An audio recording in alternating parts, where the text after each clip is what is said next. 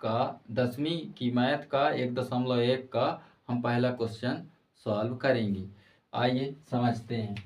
हमने प्रकट संख्या, पूर्ण संख्या और भी जो चीज़ें थी परिमेय अपरिमेय भाज्य यहाँ तक समझाया था। अब हमारी अभाज्य संख्या चलेगी। अभाज्य तो अभाज्य संख्याएं वे संख्याएं होती हैं जिसके केवल 2 गुणनखंड होते हैं। भाज्य में हमने क्या देखा था? भाज्य में देखा था कि 2 से अधिक गुणनखंड होते हैं, लेकिन इसमें हम क्या देखेंगे कि अभाज्य संख्या उसे कहते हैं जिसमें केवल 2 गुणनखंड होता है। केवल 2 गुणनखंड होता है। जैसे मान लीजिए कि एक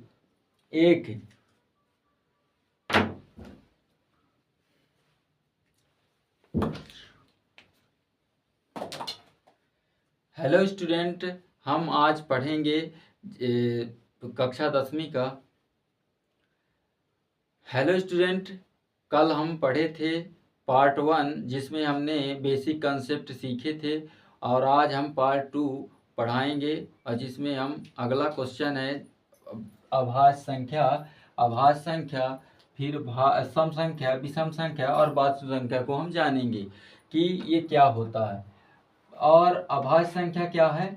अभाज्य संख्या वह संख्या होती है जिसके केवल 2 गुणनखंड होते हैं। भाज्य हमने क्या देखा था? भाज्य में केवल 2 से अधिक गुणनखंड होते हैं। 2 से अधिक गुणनखंड, जैसे हम लोगों ने 4 देखा था, 1 से कटता है, 2 से भी, और 4 स्वयं से कटता है। तो सबसे छोटी भाज्य संख्या हमने कंसीडर किया था 4। और जिसके केवल 2 गुणनखंड, जिसके अभाज्य संख्या क्या है? जिसके लिख लेते हैं, जिसके केवल 2 गुणनखंड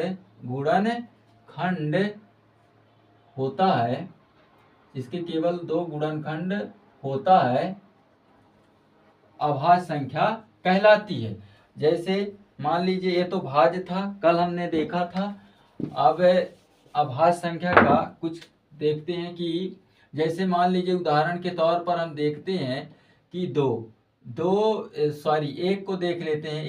एक के पास एक गुणनखंड है, तो हम जानते हैं कि एक ना तो भाज्य है ना ही अभाज्य संख्या है। एक ना तो भाज्य है, याद रखिएगा, एक ना तो भाज्य है और ना ही अभाज्य संख्या है। तो हम फिर क्या करेंगे? ये दो के पास हमको चाहिए केवल 2 गुणनखंड, तो 1 2 के 2, 2 1 कम 2। तो ये हमारा उदाहरण हो गया। 3 भी होगा, और 3 1 से कटेगा और स्वयं से कटेगा। फिर होता है 5, 1 से कटेगा और स्वयं से कटेगा। तो ऐसी हमारे 2 3 5 7 9 तो हमारा परिमेय है, क्योंकि 9 क्या परिमेय है। 1 से भी कटता है, 3 से भी और 9 से भी। तो हमारे 2 से अधिक गुणनखंड हो गए। 2 से अधिक गुणनखंड हो गए तो हम भाज्य संख्या को समझेंगे। भाज्य संख्या हो गई ये 9। तो इसीलिए हम क्या देखते हैं कि जिसके केवल 2 गुणनखंड होता है वो हमारा क्या कहलाता है? अभाज्य संख्या कहलाती है। और हमने एक क्या सीखा? एक क्या सीखा कि एक ना तो भाज्य संख्या है ना ही अभाज्य संख्या है, याद रखिएगा। अब हम देखते हैं सम संख्या। सम संख्या किसे कहते हैं? सम संख्या पिछली कक्षाओं में हम लोगों ने पढ़ा होगा, सम विषम। तो सम संख्या किसे कहते हैं? वह संख्या जो 2 से विभाजित होती है वो सम संख्या कहलाती है।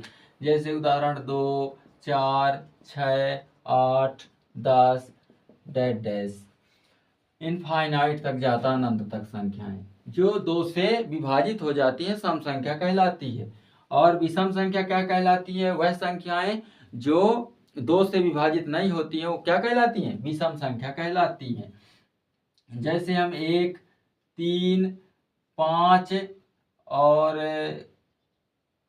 7 9 11 डैश इनफाइनाइट, अनंत तक संख्याएं जाती हैं। अब इसमें धोखा न खा जाइएगा कि सम और विषम संख्याएं और अभाज्य संख्या ये सब अलग अलग है, इसीलिए समझा दिए हैं कि विषम संख्या 1 3 5 7 9 11 होती हैं, और भी 13। और वास्तविक संख्या क्या होती है? वास्तविक संख्या वे संख्याएं होती हैं जो हम पढ़ चुके हैं परिमेय और अपरिमेय, जिसे पी बटे क्यू के रूप में लिख सकते हैं। परिमेय जिसे पी बटे क्यू के रूप में नहीं लिख सकते वो परिमेय कहलाती है। तो हमने वास्तविक संख्या वही परिमेय और अपरिमेय, परिमेय परिमेय और अपरिमेय संख्याओं को, अपरिमेय संख्या को क्या कहते हैं? वास्तविक संख्या कहते हैं। आ चुका है बहुत बार क्लास 10वीं के पेपर में, बोर्ड पेपर में बहुत बार क्वेश्चन पूछ चुका है कि वास्तविक संख्या किसे कहते हैं और वास्तविक किससे मिलकर बनी होती है। तो परिमेय और अपरिमेय दोनों संख्याएं क्या होती हैं? वास्तविक संख्याएं कहलाती हैं।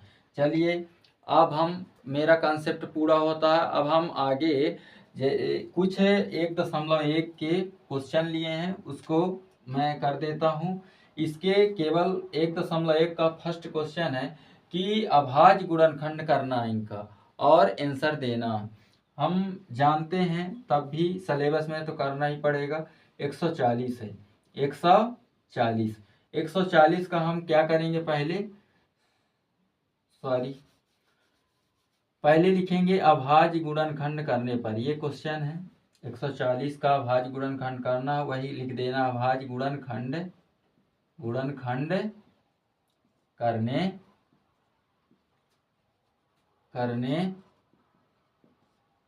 पर 140 ऐसे लिखते हैं और गुणनखंड कर देते हैं। 2 सत्ते 14, 70 आ गया, 2 का आधा 35 और 5 सत्ते 35 और 7 एकम 7।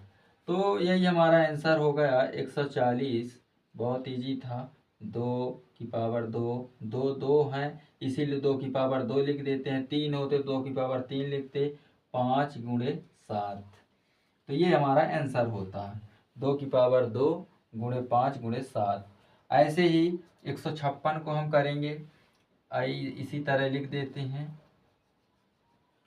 इसी तरह दूसरा है 156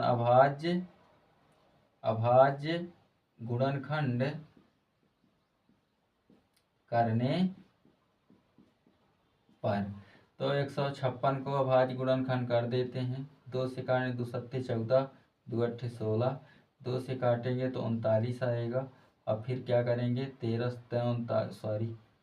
3 से कटेगा ना, 3 एकम 3, 3 त्रिका 9, 13 एकम 13। तो इसको हम कैसे लिख सकते हैं? 156 और 2 की पावर 2 गुणे 3 गुणे 13। ये 2 नंबर में सवाल बनता है। तीसरा क्वेश्चन है 38-25। तीसरा क्वेश्चन है 38-25। इसको भी ऐसे ही लिख लेंगे अभाज्य गुणनखंड करने पर। अभाज्य गुणनखंड करने पर 38-25 इसमें क्या लिखेंगे? और 38-25 इसको 3 से काटेंगे, 3 एकम 3, 3 दूनी 6 और 3 सत इकाई 3 पचे 15। 3 से काटेंगे, 3 छको 12 और 3 दूनी 6 और 3 पचे 15। फिर ये 5 से कटेगा, 5 अट्ठे 40, 5 25 और 5 से काटेंगे 17, 17 एकम 17। इसको भी ऐसे ही लिख लेंगे 38-25 और 3 गुणे 3 की पावर 2 गुणे 5 की पावर 2 गुणे 17। ऐसे ही और भी हम कर सकते हैं। तो आज के लिए थैंक यू क्लास, धन्यवाद।